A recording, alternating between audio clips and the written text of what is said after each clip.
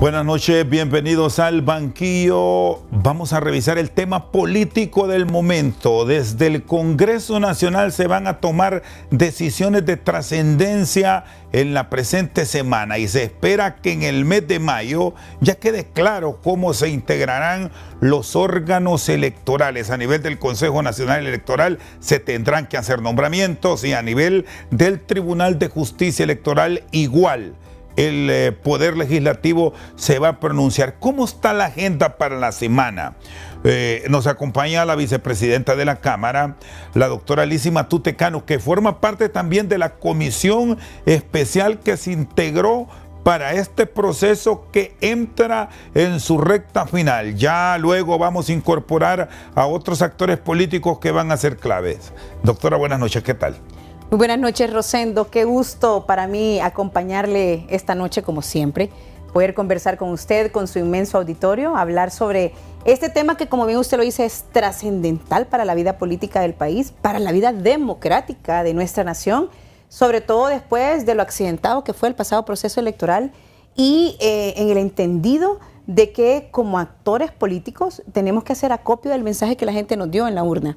Y parte de ese mensaje que la gente nos dio es que debemos impulsar muchas reformas electorales. Y hablo de reformas electorales pues porque las personas que dirigen el proceso electoral juegan un rol fundamental en llevar certeza, en transmitir un compromiso, una profunda responsabilidad y vocación democrática para que no se vuelvan a repetir los hechos, no ocurra lo que pasó en el pasado proceso electoral, y eso pasa pues por quienes van a dirigir el próximo proceso electoral, quienes hoy se están autopostulando tanto para ocupar las vacantes del Consejo Nacional Electoral como del Tribunal de Justicia Electoral, van a dirigir el próximo proceso electoral interno, ¿verdad? Y van a llegar hasta septiembre del 2029, es decir, van a tener mucho que ver en preparar el siguiente proceso electoral. Y eventualmente, como está la legislación actual, y digo esto porque ya luego tendremos detalles de lo que se está manejando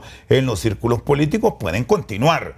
Sí, porque claro, si la Cámara Legislativa así lo decide, quienes están podrían seguir. Obviamente eso lo trasladamos a los procesos de negociación que seguramente van a arrancar a mediados del 2029. A ver, se pueden reelegir, se pueden nuevamente autopostular, claro que sí, se pueden pasar de nuevo el proceso, ¿verdad? Que se deberá lanzar previamente para que para septiembre del 2029 ese proceso o ya esté la elección lista, ¿verdad? Para que ocupen esos cargos. De hecho, ellos deberán dejar montado ese proceso. Así es.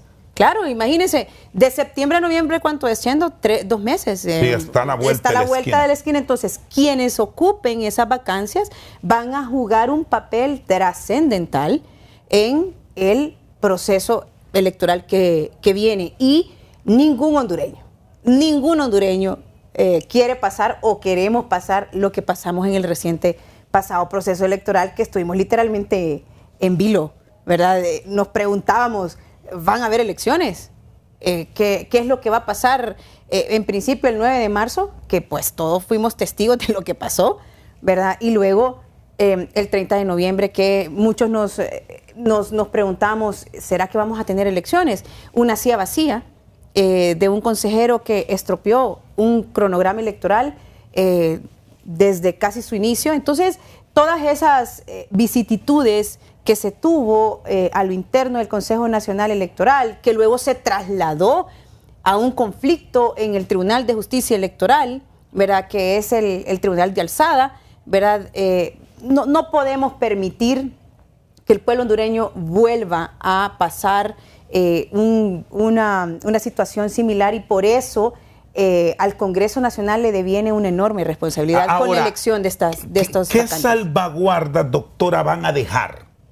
Porque ya todo el pueblo hondureño conoce de las dificultades vividas recién hace 5 meses atrás, 6 meses atrás, para que esto no se repita, porque ahí es donde entra el propuesto las posibilidades de propuestas de libertad y refundación, que conocemos cuál es el pensamiento, la ideología que mantiene este instituto político. Inicié hablándoles sobre las reformas electorales. Mira, hay reformas que son necesarias. Por ejemplo, debemos impulsar, Rosendo, una reforma sobre el funcionamiento del Pleno de Consejeros. Ahí las decisiones no pueden volver a ser por unanimidad. Tienen que ser por mayoría, como funcionan los plenos en el mundo. No es que funcionan, no es que vamos a inventar el agua caliente. ¿Cómo funciona el Pleno del Congreso Nacional en Honduras? Por mayoría, la mitad más uno.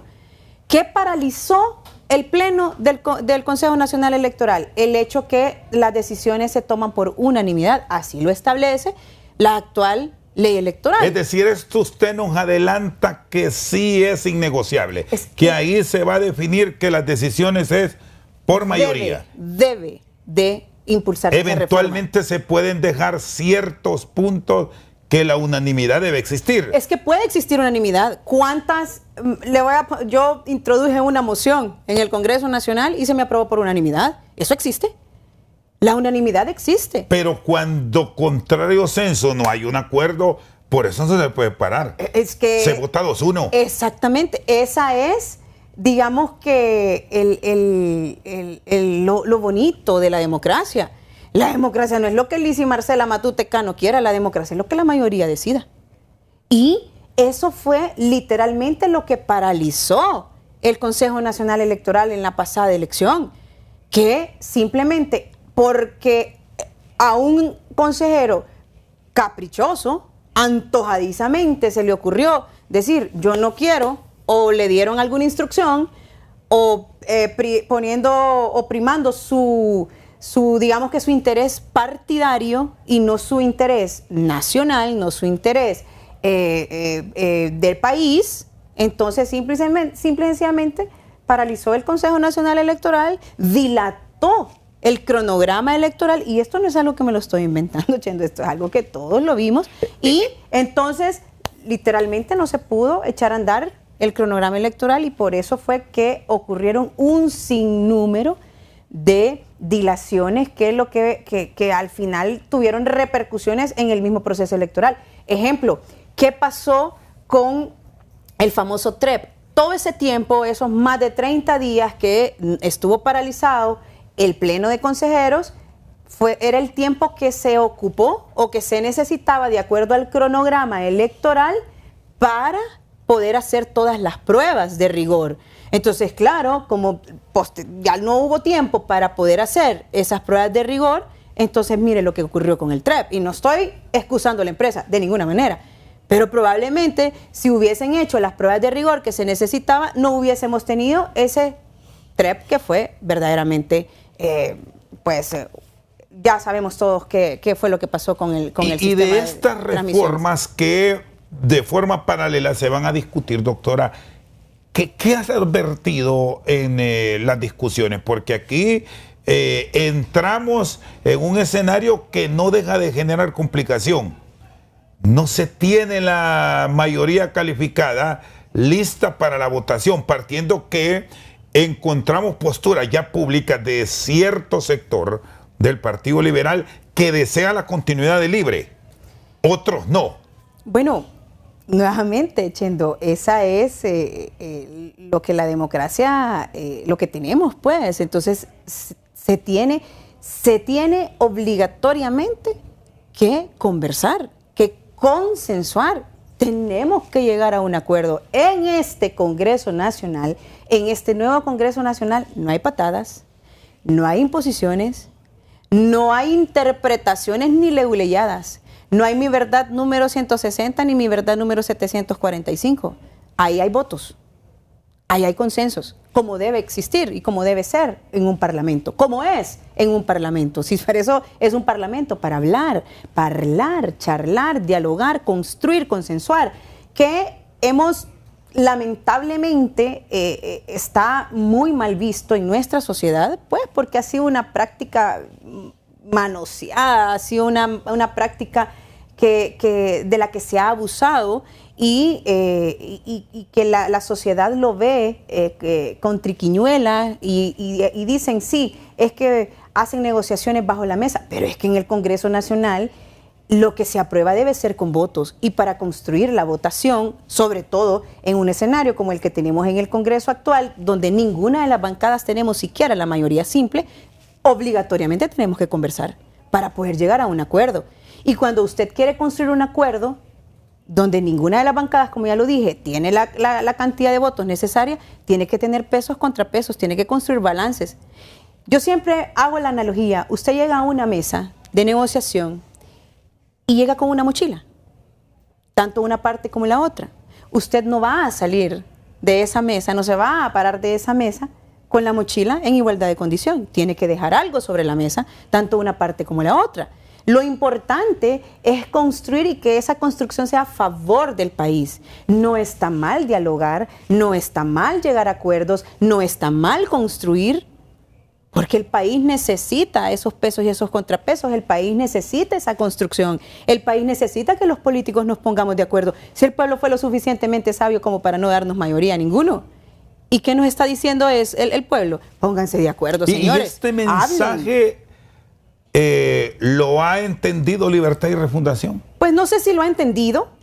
Yo sí puedo decirle, porque mire, uno tiene que ser verdaderamente coherente si quiere tener éxito. Yo creo que los políticos, mucho político que no tiene éxito es porque no tiene coherencia, porque dice una cosa y hace otra cosa, o dice una cosa en el periodo pasado y hace otra cosa en este periodo, y cuando usted pierde esa coherencia, sus ciudadanos que le dan ese voto de confianza, pues obviamente no van a volver a darle ese voto de confianza. Entonces yo sí debo ser coherente, y yo siempre he dicho que lo mismo que digo en privado lo digo en público, y yo debo de reconocer que los dos miembros de la comisión que representan a Libertad y Refundación, que son Rafael Sarmiento y la abogada Luz Angélica Smith, han actuado con mucha madurez política, ¿verdad? Hemos actuado con... Es decir, no hemos tenido los sobresaltos del Congreso pasado. No, para nada.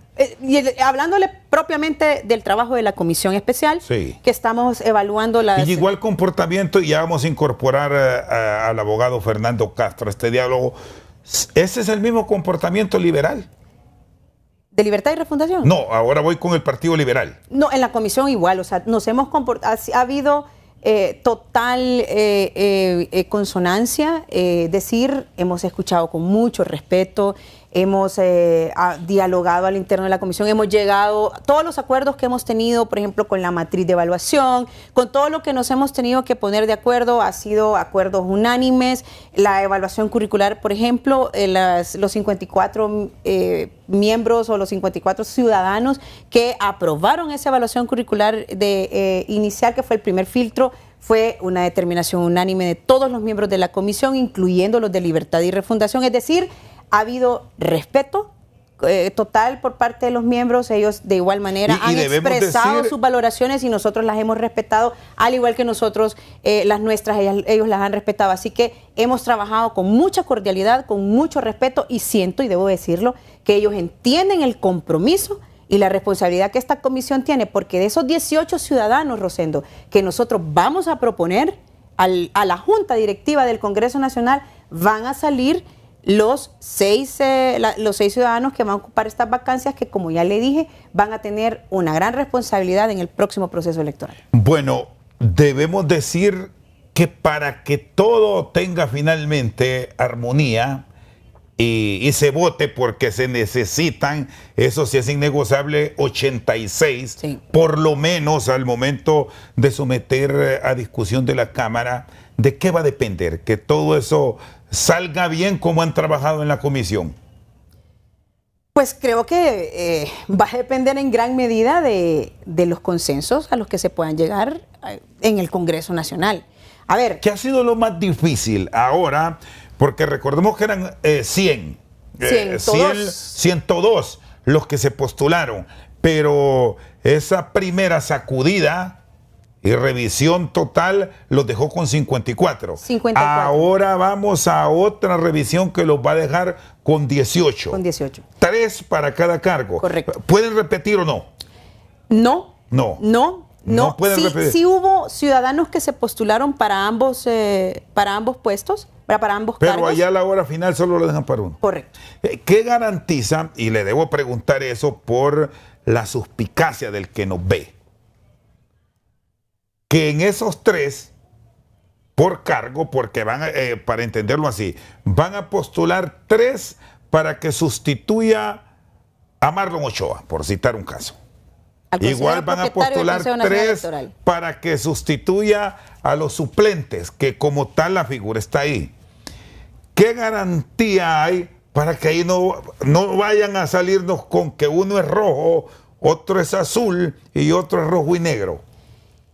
Fíjese que mientras escuchábamos las audiencias públicas, el 99% de los ciudadanos que se autopostularon hacían una acotación de la que yo estoy de acuerdo. Todos los ciudadanos, todos los hondureños tenemos una vinculación política por A o por B. Usted puede llamarse apolítico. No, eso no hay. No existe, Chendo, porque usted tiene una vinculación política con algún político. Ok, yo no tengo alguna inclinación partidaria, pero si mi mamá, si mi papá, si tengo afinidad política por alguna u otra razón. Y eso no significa que me tienen que descalificar a mí para ocupar un cargo. Ahora, lo importante es que los ciudadanos que se autopostularon entiendan el compromiso y la responsabilidad que les deviene ocupar ese puesto.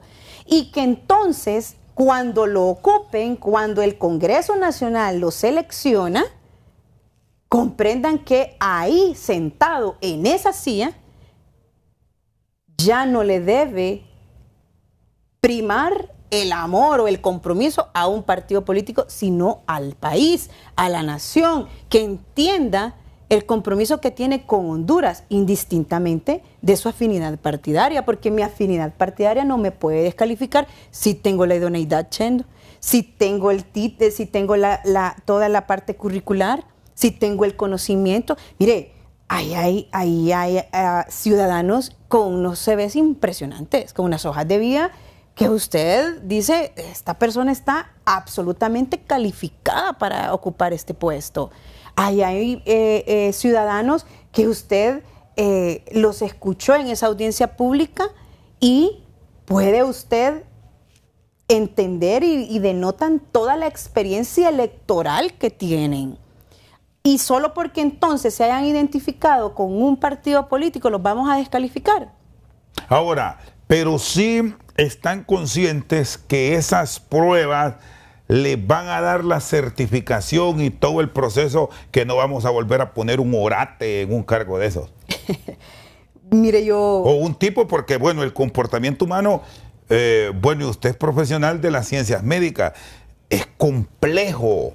Porque de pronto tenemos un rostro aquí, sí, y después aparecemos con otro. Es que por eso le decía yo, de la importancia de que el ciudadano entienda que debe de obedecer primero a los intereses del pueblo, no del partido. Porque la silla vacía que quedó en el Consejo Nacional Electoral, mucho pasó por estar obedeciendo instrucciones partidarias, ¿verdad? Entonces... y eso no me lo va a dar una prueba toxicológica o psicométrica. Me lo va a dar el que entienda el ciudadano que se elige de que antes de los intereses de un individuo o de una familia o de un partido político están los intereses de un país, los intereses, los valores cívicos, democráticos de toda una nación a la que puso en vilo. Si perdíamos la democracia del país, si perdíamos la libertad del país, si íbamos o no a elecciones, porque eso fue lo que pasó en Honduras.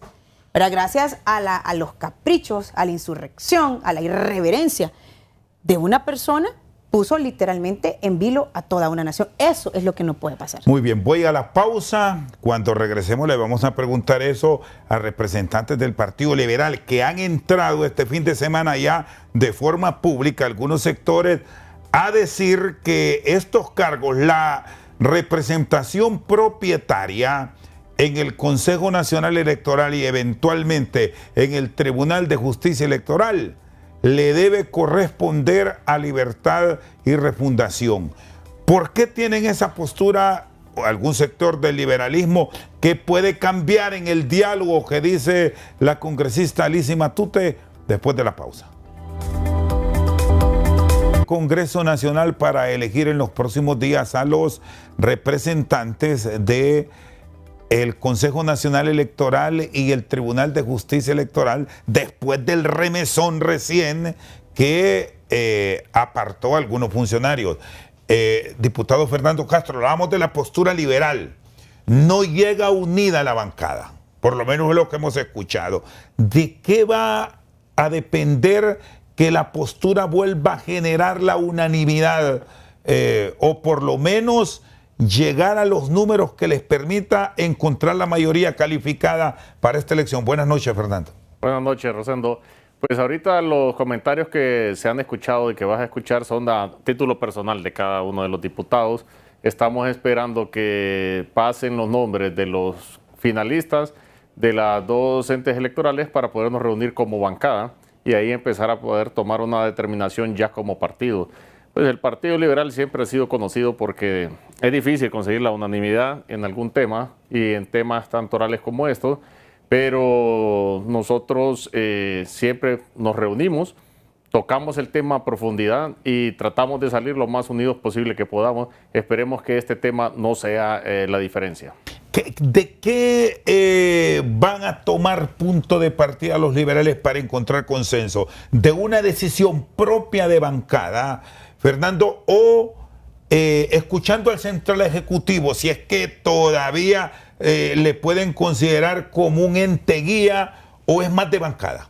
Es más de bancada. Este tema es más de bancada. El Central Ejecutivo a muchas de estas decisiones se mantiene al margen, así que va a tener un trabajo duro y arduo el jefe de bancada nuestro para poder sentarnos a todos para comenzar, para que lleguen todos a los 41 a la reunión y empezar a ver los perfiles de uno por uno de los que se están autopostulando y que ya pasaron todos los filtros. Bueno, se ha hablado de una eventual reforma, y lo planteábamos con la doctora Matute Cano.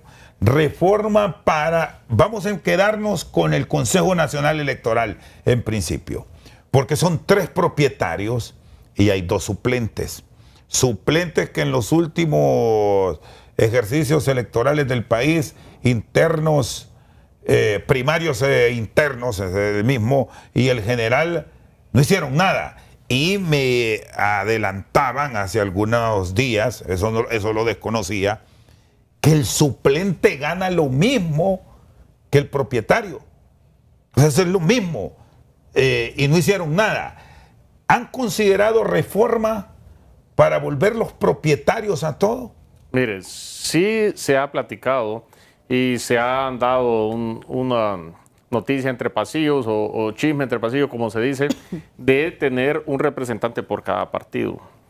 Pero si más bien todo el mundo le dice a uno hay que despolitizar o despartidizar el Consejo Nacional Electoral, el Tribunal de Justicia Electoral, entonces ahí es donde entran confusiones de una fuerza y otra, que están unos que saquemos a los partidos políticos de lo que son los entes electorales. Es imposible porque son entes electorales, pues ahí donde convergemos son políticos. Y lo otro es de que quieren aumentar a 5. Entonces creo que vamos a tener una tarea fuerte, dura, ardua, los diputados para poder llegar a las reformas necesarias que necesita, porque sí se necesitan reformas, Rosendo, y se necesitan reformas profundas para que no volvamos a tener problemas como los que acabamos de vivir en las generales del 2025 y que la gente cada vez más bien, después de cada proceso electoral, quede con más satisfacción y quede con más ganas de poder ejercer su sufragio cada 4 años, que ahorita lo que estamos haciendo es que la gente está dejando de creer y pueden dejar de llegar a votar. Es decir, la elección se plantearía para que inmediatamente que se seleccionen los miembros de estos órganos electorales se vaya una reforma a la ley que rige los órganos electorales. ¿Es así? Pues, o sea, no dejar eso para mañana, sino realizarlo ahora mismo. es que si queremos que estas reformas se puedan utilizar para el próximo proceso, tenemos que empezar a trabajar ya. Tenemos que introducirlas ya en el Pleno y empezar a hacer los consensos entre todas las 5 bancadas para poder llegar a un final, feliz final o un buen acuerdo entre las 5 bancadas para que el próximo proceso electoral sea uno de los más transparentes que podamos tener en la historia. ¿Ve efectivo, doctora, volver a esa fórmula que ya la tuvimos? Incluso hubo un tiempo, pues creo que ustedes no habían entrado en política todavía, que tenía hasta la Corte Suprema de Justicia representante en el Tribunal Nacional de Elecciones, una cosa inédita para Honduras. ¿Qué tenía que hacer la justicia de Honduras? La Corte Suprema nombraba representantes en el Tribunal Nacional de Elecciones, pero vaya, con la fórmula de 5, que como dice Fernando, ahí se ha venido escuchando ya, se podría considerar para evitar el estira y encoge, y ahí se estaría claro los eventuales desempates. A ver, es que ya existen 5.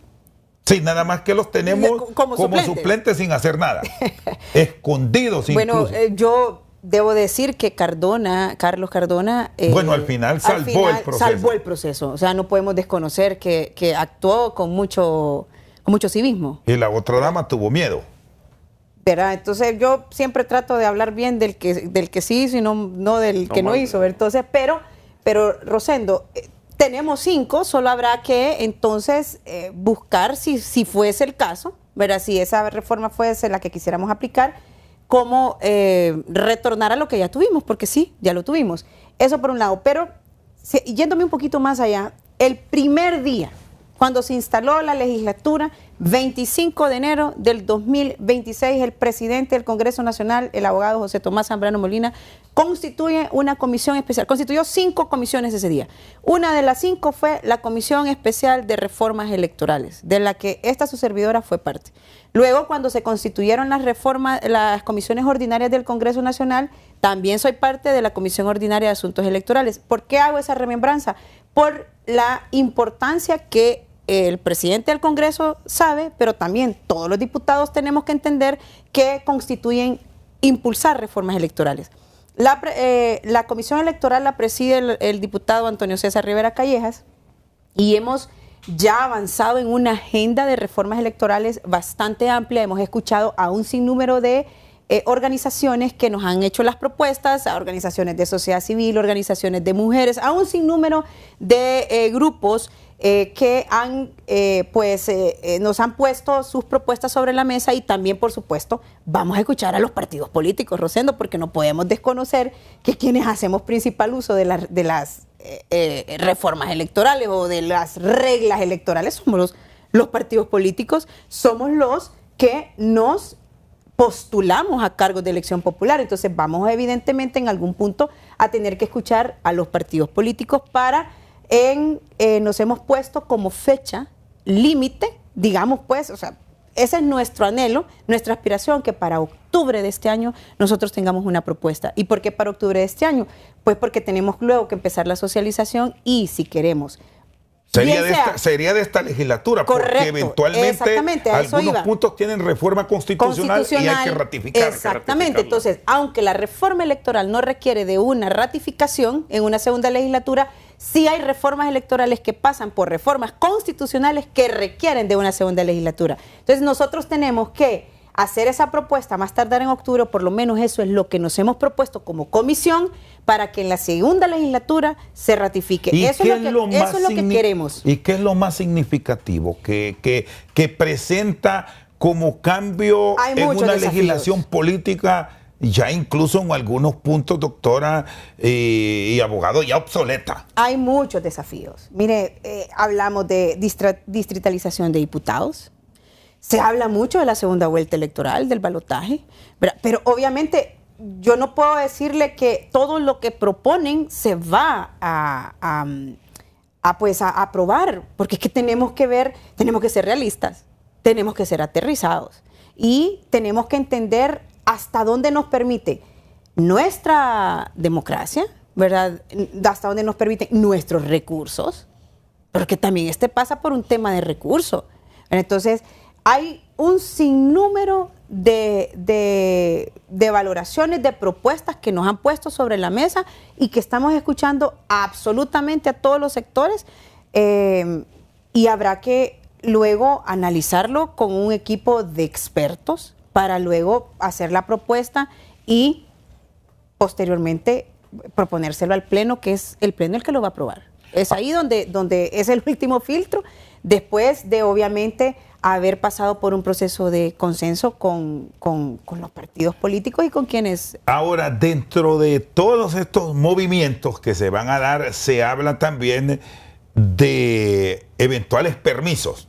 Ese es otro punto que deberá tocarse en su momento y que va a Pleno, porque no tiene contemplado, o no se corríjanme si hay alguna legislación que lo diga, que se le puede dar permiso en el caso de la doctora Ana Paola Hall y de la abogada Coseb López, a ellas dos en particular, para ausentarse por un periodo, de pronto por cumplir otras funciones y volver después, si es su voluntad, porque es un permiso que se puede prorrogar y en septiembre del 2029 vacan. ¿Eso lo han ya revisado o ese es un elemento aparte en estas discusiones, Fernando? Pues es otra cosa, como le digo, es un chisme de pasillo que van a pedir permiso. Las consejeras todavía no se ha hecho formal petición para poderlo introducir al Pleno. Cuando llegue, pues ahí nos tendremos que reunir, principalmente pues la comisión en la que está mi compañera Lisi, porque tienen que ver esos temas electorales, y pues después sería con el Pleno completo. Y tomando un poco, Rosendo, de lo que hablaba la compañera Lisi, en las reformas que hay que hacer, para mí es muy importante y se habla siempre, tenemos años, varios procesos atrás de estarlo escuchando, es lo de la ciudadanización de las mesas. Creo que es un tema muy importante que no se puede dejar fuera de la agenda, porque yo creo que ahí es donde parte o el problema o la realización de una buena elección, en cómo están constituidas las mesas electorales, qué tan capacitadas están. Entiendo lo que dice la compañera, todo es en base a recursos, pero hemos escuchado a la sociedad civil, hemos escuchado a las universidades, a las iglesias, que ellos se ofertan para poder ser miembros de estar en las mesas electorales. Podemos seguir los partidos políticos en las mesas electorales, pero también podemos acoger a otras personas que que sean veedores y también que sean miembros de las juntas receptoras de votos, donde le darían una mayor legitimidad a cada proceso electoral. Muy bien, hacemos la pausa aquí en Al Banquillo. Ya en breve continuamos con la revisión de este proceso de elección de los funcionarios de organismos electorales. ¿Cómo va a ser el Tribunal de Justicia Electoral, donde también hay vacante del Partido Liberal por el fallecimiento de la abogada Miriam Suyapa Barahona? ¿Ahí habrá propuesta liberal?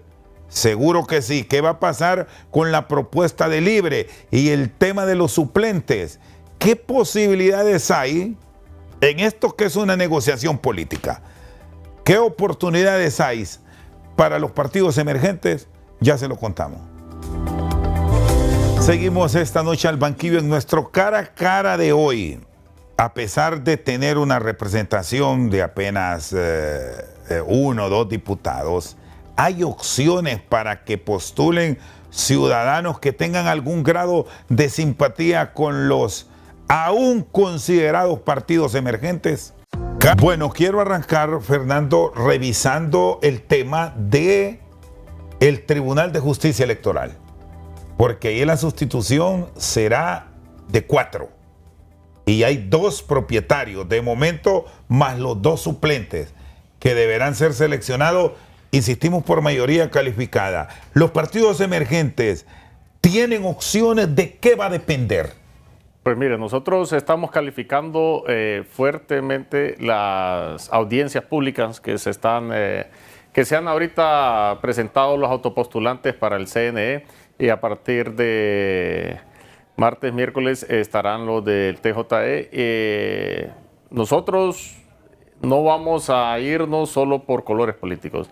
Como comisión hemos hablado con el presidente de la comisión y nos ha pedido pues de que seamos rigurosos en cuanto a estudios, conocimientos y experiencia que tenga cada quien.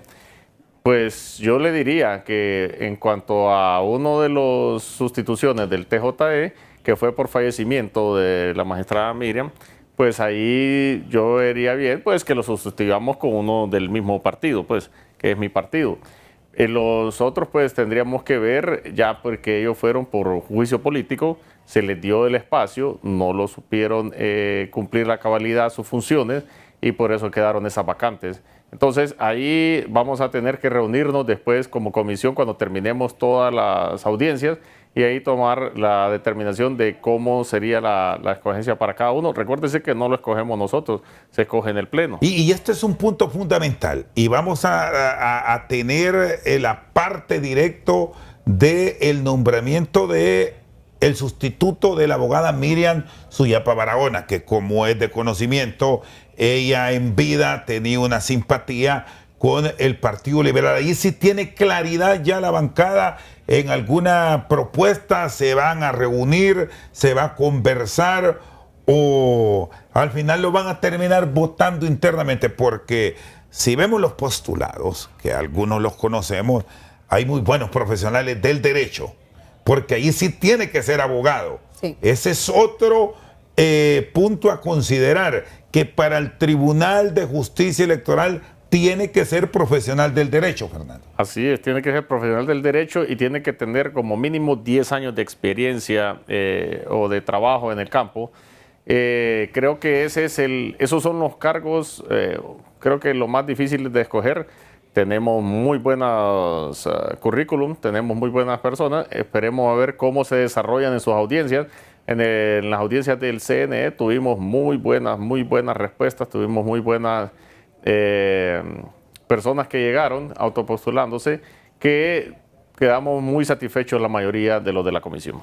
¿Por qué 18, doctora? ¿Por qué 3 por cada cargo? Ya le había formulado ese interrogante, pero en los casos puntuales, ya de una definición, ahí sí está claro la inclusión de alguien con simpatía, y es el caso puntual del Tribunal de Justicia Electoral para el único cargo por fallecimiento, porque los otros son por separación, por irregularidades, incumplimiento de función.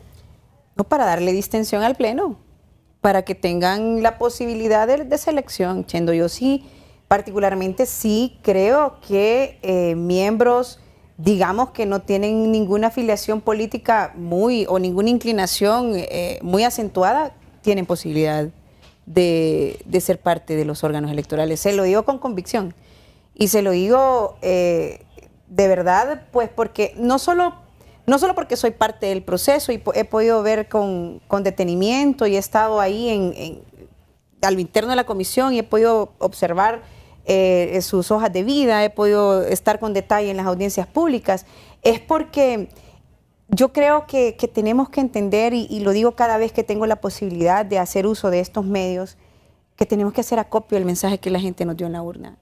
Y Tato decía algo de la despolitización de los órganos electorales. Yo creo que el órgano electoral nunca se va a poder despolitizar. Pues sí, hacemos uso los políticos del mismo, pero sí creo que medianamente los políticos vamos entendiendo que tienen que ir siendo parte de estos órganos otras personas que no necesariamente son tan partidistas. Por ejemplo, aquellos que han sido miembros de sociedad, activos de sociedad civil, que le van a dar, digamos, que credibilidad o le inyectan un tanto más de certeza. Y no estoy descalificando a quienes somos políticos, por favor, no quiero que se me malinterprete mi comentario, pero sí siento que también es necesario que en los órganos se vaya, digamos, que introduciendo estos actores que van a irle dando certeza al proceso. Entonces, y he escuchado, ¿verdad?, en todas las bancadas, que este mensaje ha ido haciendo mella. Entonces yo sí creo, sin poder yo decirle, no, mire, Chendo va a ser tal persona, porque no puedo ser irresponsable, pero sí creo que muchos miembros que hoy han sido voces muy beligerantes de sociedad civil, que no necesariamente han sido miembros activos de partidos políticos, tienen una gran posibilidad de ocupar espacios dentro de los órganos electorales o de esas vacantes. ¿Ustedes cuando propongan van a poder votar? ¿Han decidido eso? Fíjese que eso no. Por una nueva modalidad que hemos escuchado ahí en la Cámara. Fíjese que no lo hemos decidido, pero se ha estilado. Vaya, para el caso yo fui parte de la Comisión de Juicio Político y por ética no votamos. ¿Dejaron al suplente? Sí, correcto. No votamos cuando se hizo la votación, pero fue un tema más de particular, de ética, que no había nada que nos dijera que no podíamos hacerlo, pero no lo hicimos como comisión. No lo hicimos, no votamos, no fuimos parte de la votación, simplemente hicimos el informe, lo dimos, pero no votamos. ¿Cuándo van a tener ya los nombres listos?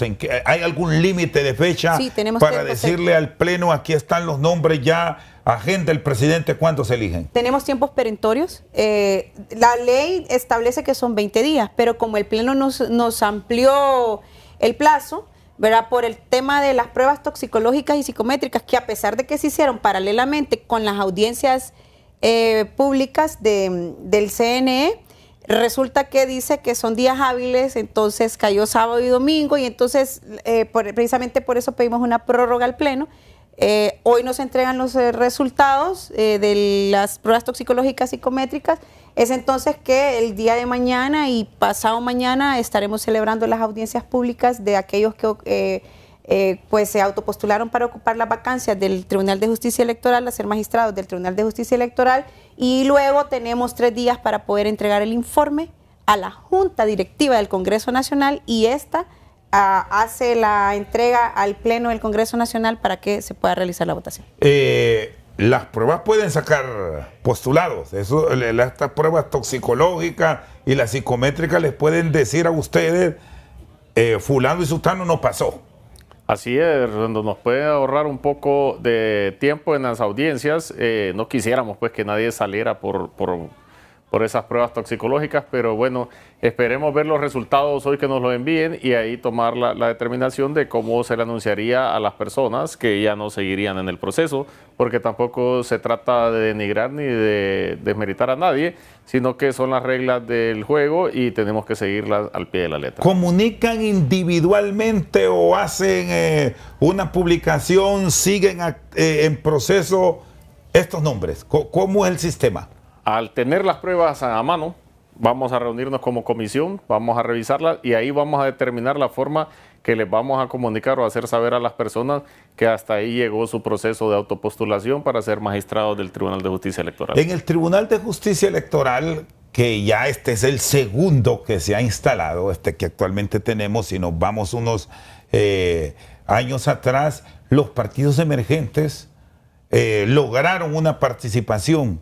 ¿Lo ve dentro, Fernando? Pues por la sí, circunstancia actual. Como le digo, Rosendo, esto lo vamos a calificar de acuerdo a cómo es su currículum de vida, la experiencia que tengan y la puntuación que obtengan de cada miembro de la comisión. Cada uno estamos haciendo nuestras valoraciones propias y después vamos a hacer la suma de las valoraciones en toda la comisión y así se va a tomar la determinación. Como le dije al inicio, no estamos solo viendo los colores políticos, sino que estamos viendo cómo entienden y cómo saben desenvolverse a la hora de presentársele una pregunta o una inquietud que tengamos en la comisión y ellos la forma que la logren analizar, interpretarla y podernoslas trasladar a nosotros. Muy bien, Fernando Castro y Lizy Matute-Cano con nosotros al banquillo. Pausa y ya volvemos. Seguimos esta noche al banquillo. Lizy me habló de reformas a la legislación de los órganos electorales. De quedar los suplentes como está ahora, les van a dejar claro la obligación que tienen de presentarse en caso de una ausencia. Digo esto porque la experiencia vivida en el recién pasado proceso electoral es que los suplentes no quisieron ir y no pusieron ningún tipo de argumento. No vamos y no vamos. Totalmente, Rosendo. De hecho, debería quedar absolutamente legislado que tiene que tener repercusiones, incluso penales. de ausentarse sin ninguna. Es decir, que no existe esa necesidad de juicio político, sino que automáticamente el Ministerio Público vaya con acción. Eso, si me pregunta a mí, desde mi prerrogativa como diputada, yo con todo gusto presento la iniciativa de que debiese de quedar ya en la ley que tienen la obligación de que si por alguna razón el consejero o el magistrado propietario no puede asistir a la sesión, el suplente está en la obligación de hacer lo que justamente para lo que fue electo, de suplir la ausencia del magistrado o del consejero. Medianamente lo dice la ley, según tengo entendido. Yo no soy abogada, pero tampoco puedo alegar ignorancia de la ley, pero entiendo que debe quedar con mucha más rigurosidad, explícitamente dicho, y que tiene que tener repercusión esas sillas vacías. No puede bajo ninguna circunstancia torpedearse el proceso de toda una nación por un capricho antojadizo o por una instrucción antojadiza de alguien que ponga en vilo a una nación. Fernando, y de pronto también pensar hasta en delegar funciones, aun y cuando sea una función de suplente, pero pueden cumplir un papel como asesores, porque prácticamente pasaron vegetando. Conocimos quiénes eran los suplentes y se dio de forma pública hasta que en realidad se requerían, bien por la ausencia de Ochoa en el Tribunal o en el Consejo Nacional Electoral, o por la ausencia de Mario Morazán en el Tribunal de Justicia Electoral. Así es que se supo de ellos. Pues sí, la verdad, y ahorita que usted lo dice, yo no sabía eso, que un suplente ganaba lo mismo que un propietario. Y las funciones de ellos son menores, y como dice la compañera, no es posible de que por direcciones o directrices partidarias vayan y no se presenten al pleno a trabajar. Deberíamos le aplaudo a la compañera y la acompaño ahí en ese proyecto de ley, si lo introduce, de que tiene que haber, que les caiga el peso de la ley, porque fueron escogidos y están en esos entes electorales para trabajar y no para entorpecer lo que es los procesos electorales o las decisiones que se tienen que estar tomando en tiempo y forma. Estuvimos en riesgo, estuvieron jugando con las elecciones. Esto no tiene que volver a pasar, que les quede como experiencia lo que pasó ahorita con estos que fueron, se les hizo un juicio político y fueron destituidos. Yo creo que ya no solo queda hacer el juicio político, sino que hay que empujar un poquito más para sentar precedentes, pues, y que cada vez en este país se vaya creyendo más y se vaya aplicando más la justicia y las leyes. Es decir, la deducción automática de acciones penales. Bueno, Rosendo, si usted está viendo ahorita en el Congreso Nacional, se le deduce el salario a las personas que no se presentan a la sesión. Bueno, también podemos hacer un montón de cosas a las personas que hagan faltas y que no se presenten a las sesiones o al trabajo, como lo hicieron los magistrados anteriores y también los suplentes. Han trabajado sin ningún tipo de presión, Fernando. Dicen, no ha existido injerencias. Les traslado esto porque incluso, bueno, en el caso de Lisi, que ya repite en este Congreso, les tocó quitar de esa lista a quienes habían sido compañeros de cámara de ustedes en el pasado periodo. Cuéntenos cómo fue ese momento. ¿Cuándo en el...? Ahora mismo, por el caso, bueno, podemos citar el caso de Barrios, que les tocó decir, ustedes se van. ¿Ha existido presión o han trabajado libre de cualquier tipo de injerencia para llegar pronto a los 18? Mire, probablemente, particularmente mi comentario le va a resultar un tanto subjetivo, pero aquí Fernando creo que lo va a poder secundar. El abogado José Tomás Zambrano Molina es un caballero, Rosendo, y nosotros en la comisión hemos trabajado, como se lo decía al inicio del programa, con todo, o sea, ahí hay representación de las 5 bancadas. Está representada la bancada del Partido Nacional, está representada la bancada del Partido Liberal, representada la bancada del Partido del PINU, de la Democracia Cristiana, y representada la bancada del Partido Libertad y Refundación. Hemos trabajado en armonía, hemos trabajado con total respeto. Han habido momentos donde hemos disentido, por supuesto, pero ha sido un disenso con respeto y hemos, digamos que construido la salida al disenso.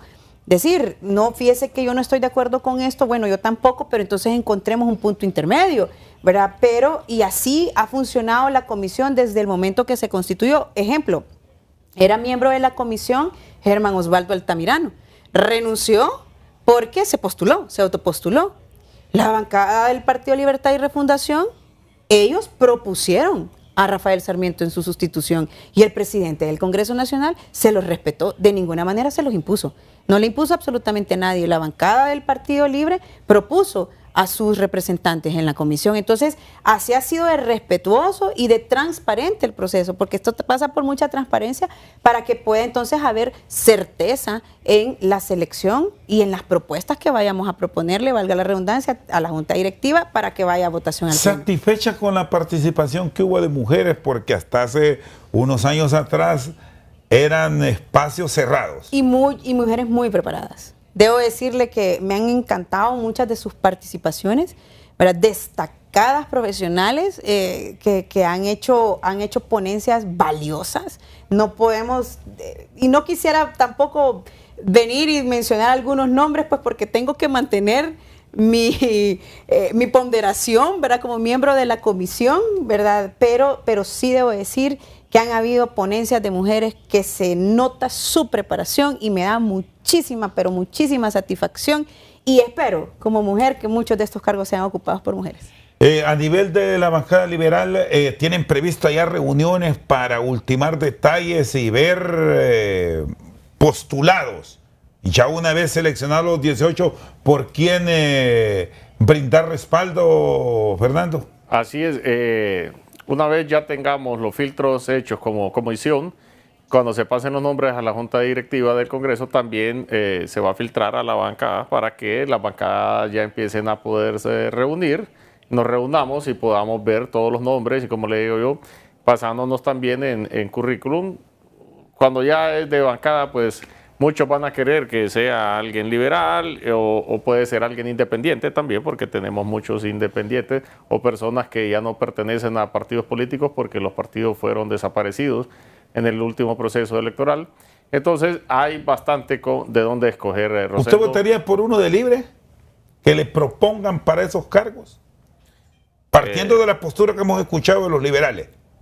Dependiendo quién. Dependiendo. ¿Usted votaría por uno de libre entre los postulados? Si reúne los requisitos y consideramos que es una persona idónea, si ha hecho una buena audiencia pública, pues si es un ciudadano que presenta vocación democrática, ¿por qué no? Muy bien.